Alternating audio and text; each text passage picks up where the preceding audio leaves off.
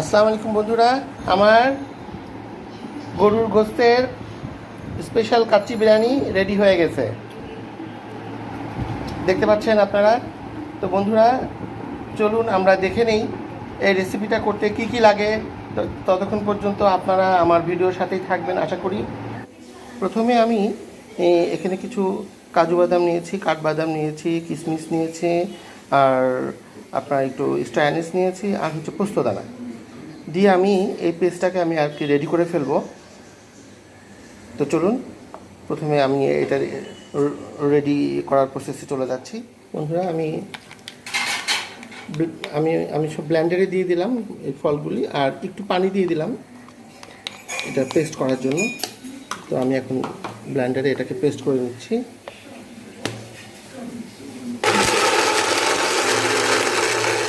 তো আমার পেস্টটা কমপ্লিট। আমি এখন পেস্টটাকে একটা বাটিতেও তুলে নিব। দেখতে পাচ্ছেন এখানে আমি বেরেস্তা করছি। আমি এখানে প্রায় 250 গ্রাম পেঁয়াজের একটু বেশি পেঁয়াজ নিয়েছি। নিয়ে আমি এই পেঁয়াজটাকে কুচি কুচি করে কেটে রেখেছিলাম আগেই।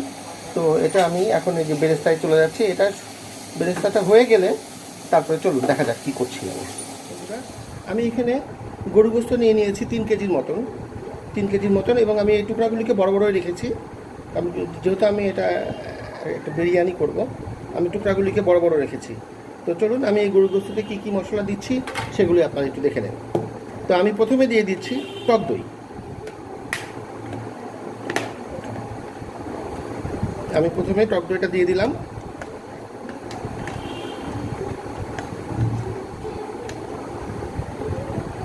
এরপরে আপনারা দেখতে পাচ্ছেন আমি এখানে আমি সব নিয়েছি 1 টেবিল চামচ হিসাব মাপ করে। এই চামচের 1 টেবিল চামচ করে আমি দিয়েছি এখানে লবণ, চিনি এবং শুকনো মরিচের গুঁড়া। আমি সবগুলি ঢেলে দিলাম।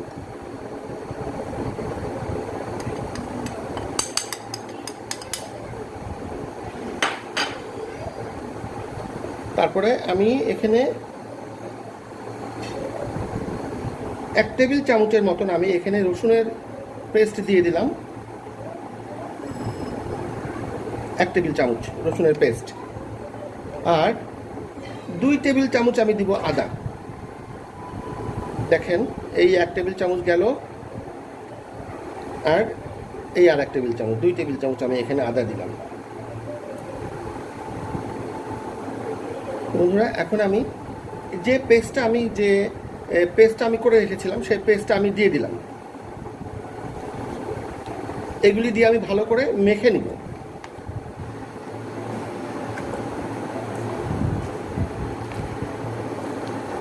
বন্ধুরা দেখতে পাচ্ছেন টক দই আপনার একটু লাগবে, আর একটু টক দই লাগবে। আমি আরও 1/4 কাপ আমি টক দই দিয়ে দিলাম। সেটা অনেক বেশি, তো এখানে টক দইটা দিতে হবে, তো আমি দিয়ে দিলাম। তো আমি এটাকে এখন ভালো করে মেখে আমি রেখে দিচ্ছি।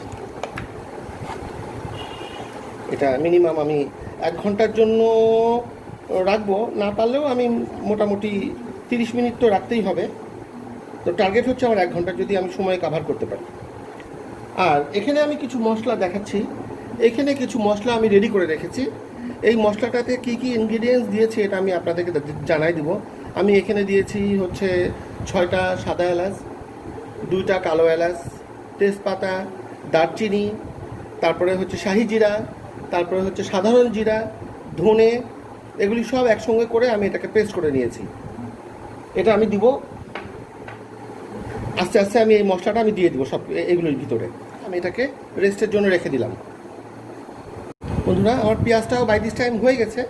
আমি এই পেঁয়াজটা আমি অর্ধেকটা পরিমাণ আমি এখানে দিয়ে দেবো মেইন এটার সাথে। এটা দেখুন, আমি এই পেঁয়াজটা আমি প্রায় অর্ধেকটা পরিমাণ আমি দিয়ে দিচ্ছি, আর বাকি অর্ধেকটা দিব হচ্ছে পরে।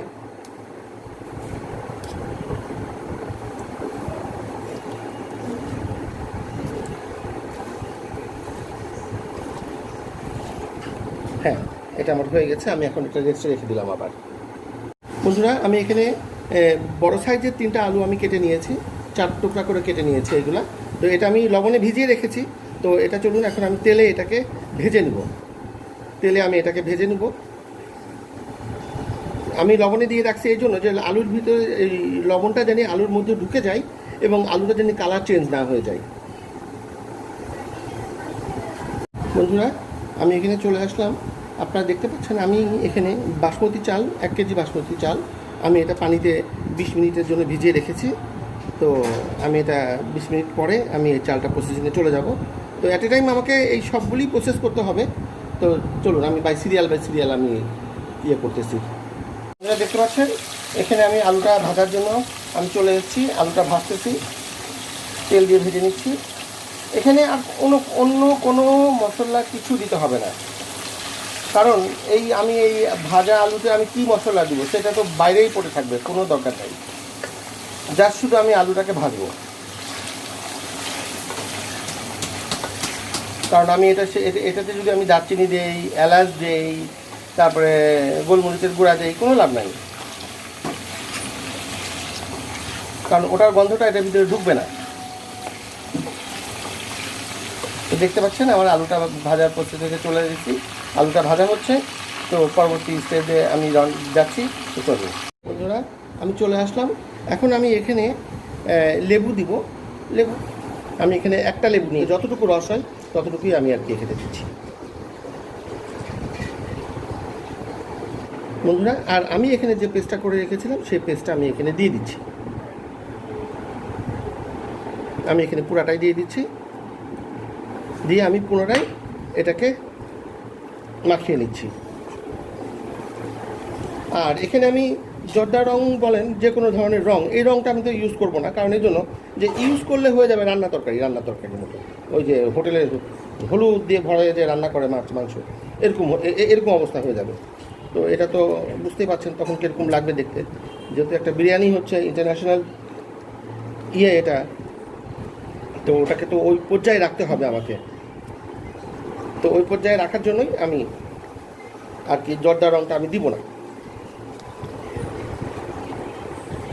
আর এখানে আমি একটু কেওড়ার জল দিয়ে দিচ্ছি, 1 টেবিল চামচ 1.5 টেবিল চামচের মতন দিয়ে দিয়েছি কেওড়া জলটা। তারপরে লেবু দিয়ে দিয়েছি, এখানে একটা লেবুকে আমি করে দিয়ে আমি এটাকে পুনরায় এটাকে করেছি, মাখিয়ে নিয়েছি। এটা আমি আবার রেস্টে রেখে দিলাম। বন্ধুরা, আমি চলে আসলাম। এই যে আমি প্রেশার কুকারটা রেডি করে ফেলেছি। এই প্রেশার কুকারে আমি গোস্তগুলি সব দিয়ে দিচ্ছি, কারণ বিরিয়ানির মশলাটাই হচ্ছে আসল জিনিস।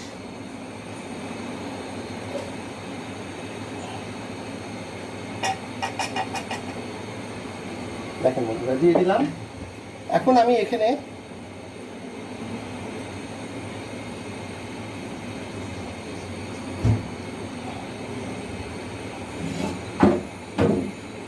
নতুন করে আর কোনো কিছুই দেওয়ার দরকার নাই।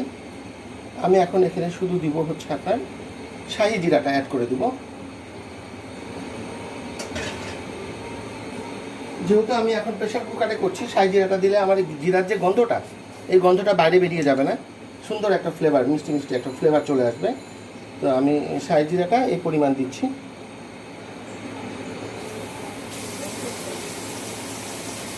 এখানে আমি একটু পানি দিয়ে দিলাম।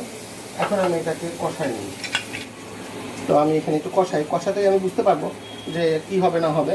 যেহেতু আমি আলু দিই না এটার ভিতরে, কোনো আলু টালু আমি এখন দিই না। আলু দিব হচ্ছে চিন্তা করে রেখেছি, যেটা ওটাও পরে দিব। আমি জালটাকে হাই ফ্লেমে দিয়ে দিয়েছি, দেখতে পাচ্ছেন আপনারা নিশ্চয়ই দেখতে পাচ্ছেন। অন্ধকারের জন্য মানে সূর্যের আলোটা অপোজিট থেকে পড়ছে, যার জন্য দেখা যাচ্ছে না, তো নিশ্চয়ই দেখতে পাচ্ছেন। তো এখন এই পর্যায়ে বেক হতে থাকুক, আমি পরবর্তী সময় আপনাদেরকে জানাচ্ছি বা দেখতে পাচ্ছেন বলক খাচ্ছে। পানিটা যখন আরেকটু শুকাবে তখন আমি এটা ঢাকনি দিয়ে মুখটা ঢেকে দেবো। তো ঢাকার আগে আবার আপনাদের সঙ্গে তো আমি দেখাবো কী কী দিচ্ছি এর ভিতরে। এই পর্যায়ে এসে আমি 7-8টা লং দিয়ে দিব।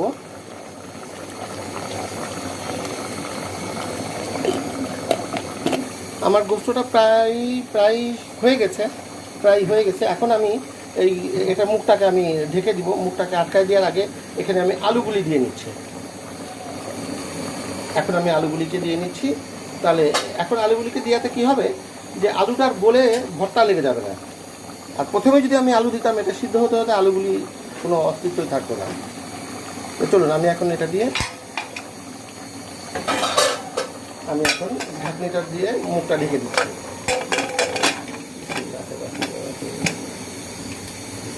বন্ধুরা আমি ঢেকে দিলাম, আর জালটা আমি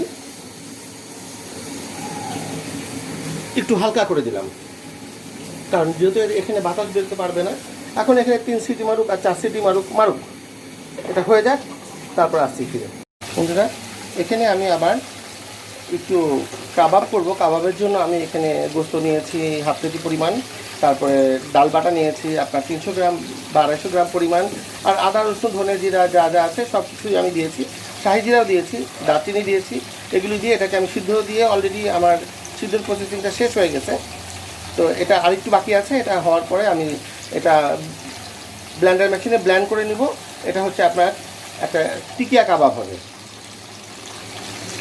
তো আমার ওয়াইফ এখানে কাবাবের জন্য সব কিছু রেডি করে ফেলেছে। তো এখানে আপনার বেরেস্তা দিয়ে দিয়েছে, ধনেপাতা দিয়ে দিয়েছে, ডিম দিয়ে দিয়েছে। আর বন্ধুরা আপনারা দেখতে পাচ্ছেন এই কাবাবটা আমার ওয়াইফ অলরেডি রেডি করে ফেলেছে। যাচ্ছি আপনার ডিপে একটু মানে এটাকে মানে ইয়ে করতে হবে, বাইন্ডিংসে আসতে হবে। তো আমি ডিপে কিছুক্ষণ রেখে দেবো, আধা ঘন্টার মতন।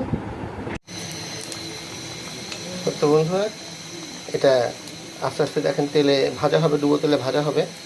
তো উঠিয়ে ফেলবো কিছুক্ষণের মধ্যে। গরম পানি, এটা চালটাকে সিদ্ধ করার জন্য আমি এখানে গরম পানি দিয়েছি, 3 টুকরা এলাচ দিয়েছি, আর কিছু দারচিনি আর কি দিয়ে দেবো। এতে করে চালের ভিতরে সেন্টটা ঢুকে যাবে। একটু শাহি জিরা আমি দিয়ে দিচ্ছি এখানে।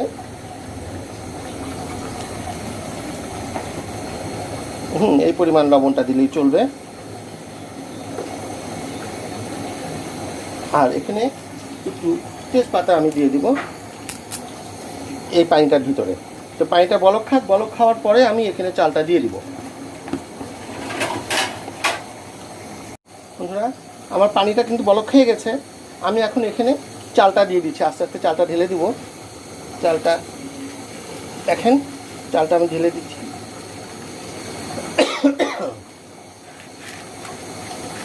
সরি,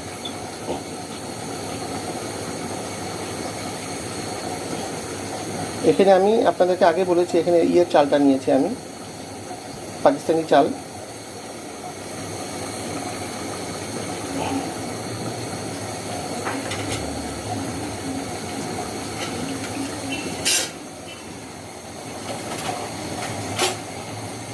তো চলুন আমি একটু একটু একটু এটাকে নেড়ে দিই। আর এখানে আমি 2 কাপ দুধ দিয়ে দিব।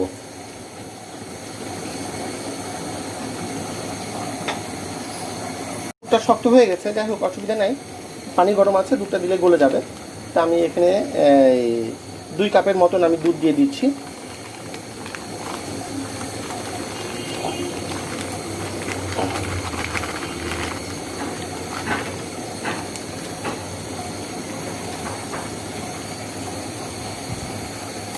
এই দুধটা গলে যাবে, সমস্যা নাই। দুধটা বাইরে বের করেছিলাম কিন্তু মনের ভুলে আবার ঢুকিয়ে দিয়েছি, খেয়াল ছিল না। তো নিয়ে আবার পুনরায় দুধ শক্ত হয়ে গেছে।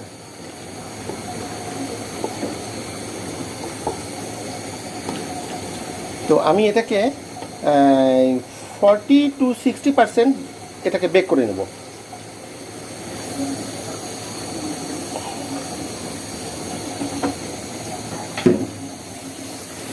বন্ধুরা দেখেন আমার পোলার চালটা প্রায় 50% হয়ে গেছে, আর 10% হলেই আমি এটাকে উঠাই নেব। তো আমি এখানে একটু এখন আমি পোলাওটা কালারের জন্য আমি একটু হালকা জর্দা রঙটা দিয়ে দিচ্ছি, দেখতে পাচ্ছেন আপনারা।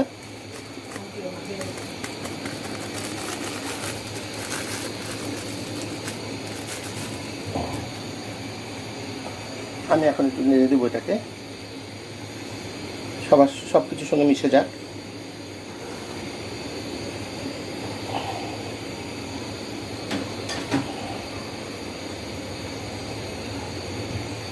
বা আরেকটু দিলে চলে, আরেকটু দিয়ে দিই।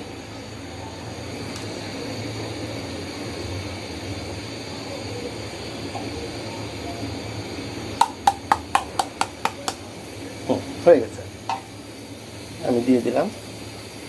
এতে করে জায়গা জায়গা কালার, জায়গা জায়গা কালারিং ছাড়া, এগুলো খুব ভালো লাগবে দেখতে, দেখতে ভালো ভালো লাগবে, জাস্ট ডেকোরেশন। এই রঙের কোনো প্রতিপাদ্য বিষয় নাই। তো এটাকে আমি আরেকটু কিছুক্ষণ সরি পানিটা শুকানোর পরে, আরেকটু পানিটা শুকানোর পরে আমি এখান থেকে এটাকে আমি ইয়ে করে ফেলবো, উঠিয়ে ফেলবো। এখান থেকে অর্ধেক উঠিয়ে ফেলা হয়েছে, উঠিয়ে আমরা এই পাত্রটার মধ্যে রেখে দিয়েছি। এখন এখানে যে গোস্তটা আমি দেখেন রেডি হয়ে গেছে, আমি যে এটা খুলেছি, অনেক কষ্ট হয়েছে এটা খুলতে। তা আমি এখন এখান থেকে গোস্তগুলি আমি সাজিয়ে ফেলবো এটাতে।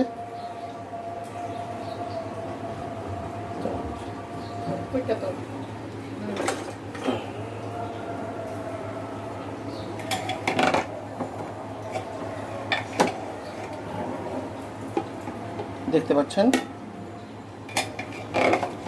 এইভাবে সাজিয়ে দেওয়া হচ্ছে।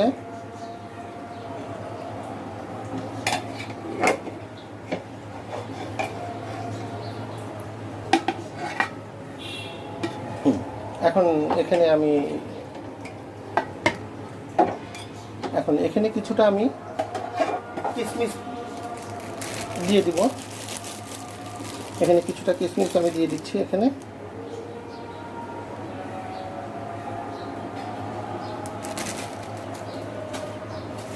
আর 7-8টা বা 10টার মতন আপনার আলু বোখারা দিয়ে দিব।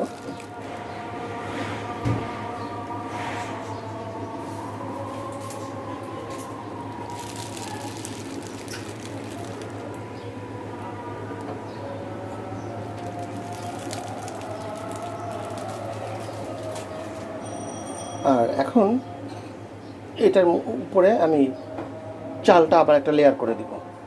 যে ভাতটা আমি 60% বেক করে রেখেছি, দেখতে পাচ্ছেন, এই চালটা আমি এখন এটার উপরে সুন্দর করে একটা লেয়ার করে দিব।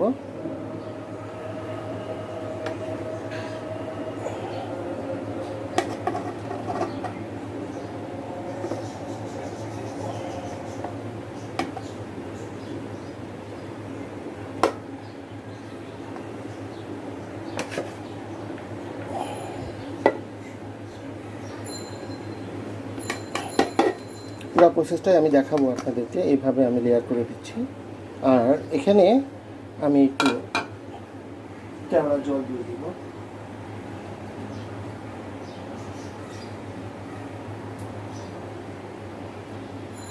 কেওড়া জলটা আমি এই মুখটা আমি হালকা ইয়ে করে রেখেছি, হালকা খুলে রেখেছি।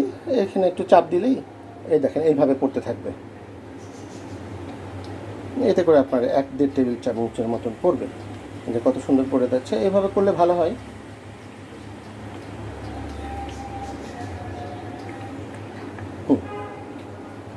এখন আমি পুনরায় ঠিক ওইভাবে একই রকম করে এখানে আবার একটা গোস্তের লেয়ার করে দিব, এবং এটা হচ্ছে ফাইনাল লেয়ার।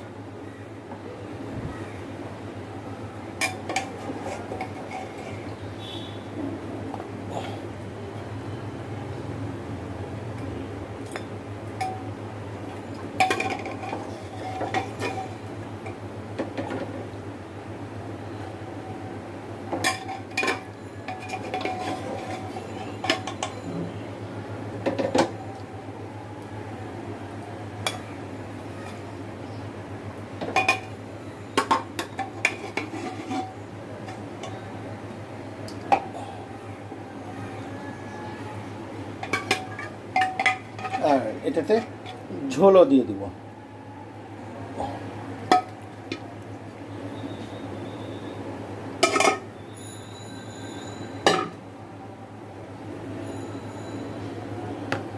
অ্যাজ ইউজুয়াল আমি এখানে রাইসটাও আমি চালটাও দিয়ে দিচ্ছি। বাসমতি চালগুলো অনেক হয়েছে। এখন এটাকে আমি এটার মুখটাকে ঢেকে দমে দিয়ে দেবো।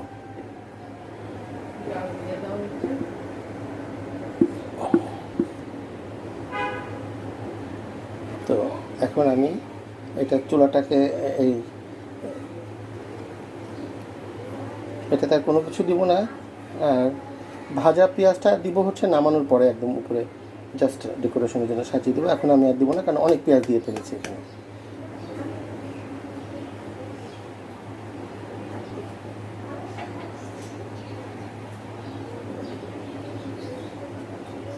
ফাঁকের মধ্যে সব ভাতগুলি লেগে গিয়েছে। আমি এটা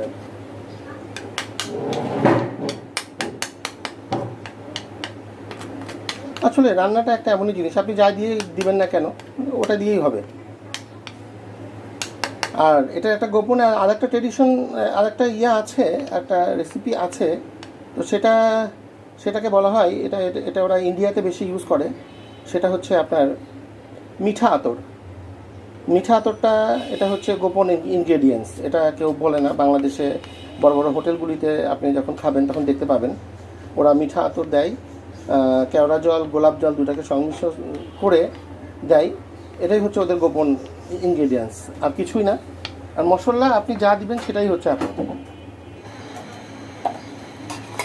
আমি একটু এখানে ঘি দিয়ে দিচ্ছি জাস্ট স্বাদের জন্য, কারণ এগুলি তো সবসময় দেখি যে ফ্লেভারই খেতে, মানে হোটেলগুলিতে এমনভাবে ফ্লেভার দেয় যে গন্ধেই খাওয়া পেট ভরে যায় অর্ধেক, আর আপনি খাবেন কী করে? আর বিয়ে বাড়িতে তো আরোই খারাপ অবস্থা। আপনি মনে হবে যে আপনি অনেক খেয়ে ফেলবেন, কিন্তু বাস্তবে যে আপনি আর খেতে পারবেন না। কেন খেতে পারবেন না? এই যে এত ঘ্রাণ, এত স্মেল ইউজ করে ওরা, যে ও আর খাওয়ার অবস্থায় থাকে না, ওই গন্ধেই পেট ভরে যায়। তো আমার বন্ধুরা, এটা হয়ে গেল। আমি এটাকে এখন ঢেকে দিব। সরি, এখন দেখবো কোনটা ঢাকনিটা আমার কোনটা লাগে অ্যাকচুয়ালি। হ্যাঁ, এটা হয়েছে। কারণ এটাতে আমি একটা ভারী কিছু দিয়ে চাপা দিয়ে দিব, যাতে করে ভাতটা, বাষ্পটা জানি না বেরিয়ে যায়। দেখতে পাচ্ছেন আমি এখানে একটা নোড়া দিয়ে দিলাম।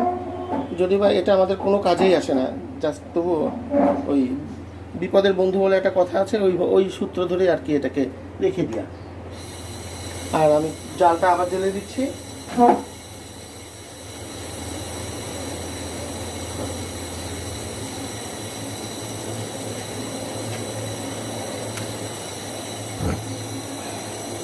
জালটা আমি ধরিয়ে দিয়েছি। এখন এটা একদম লো ফ্লেমে এটা আমার, আমি জালটাকে একবারে কমিয়ে দিলাম।